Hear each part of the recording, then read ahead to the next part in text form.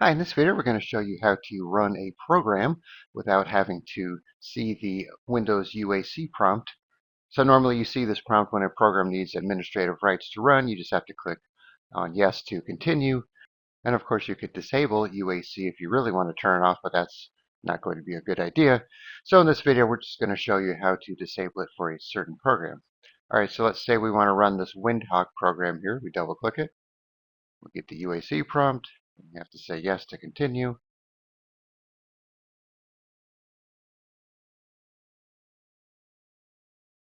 And then it runs the program. Alright, so now we're going to make a new shortcut for this program that allows us to run it without seeing the UAC prompt. It'll still be run with admin rights, but we won't have to click on the yes button.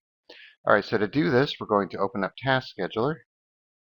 So you can just type it in the search box. Alright, we'll go to our Task Scheduler library here. You right click on it, create task.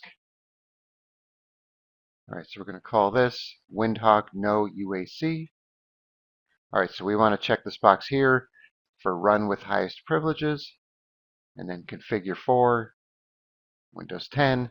So this doesn't say Windows 11 because supposedly this hasn't changed at all since Windows 10, so they just left it as Windows 10.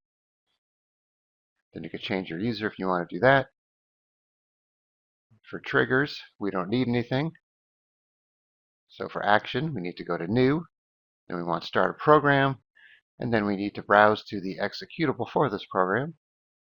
So in my case here, it's under Program Files in Windhawk right here. So you'll have to find the executable, which you could do by right-clicking on the shortcut and going to the properties.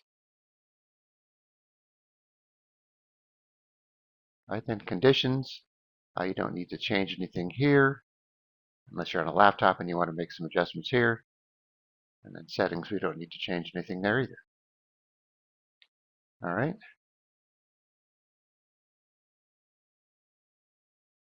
So now here's our Windhawk No UAC entry here.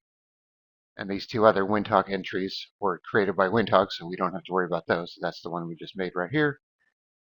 Okay, so now we're going to do a new shortcut on the desktop. And here's what we have to put. So schedule task, run, TN, and then the name of the scheduled task, how you made it right here. And if it has spaces, you're going to have to put the quotes. All right, so let me copy this. Shortcut, paste that in. Call this talk no UAC. Click on finish.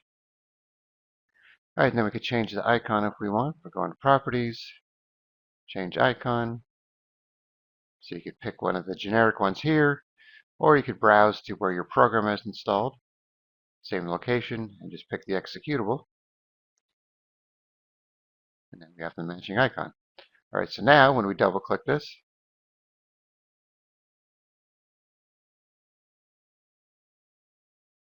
it goes right into the program without the UAC prompt.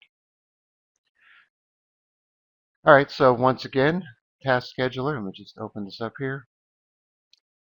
Give it a name, check the box here for run with highest privileges, change this to Windows 10. Nothing for triggers. For actions, do new, start a program, browse to the executable. You don't need anything for conditions or settings. And then just make a new shortcut. Change this to whatever you named it.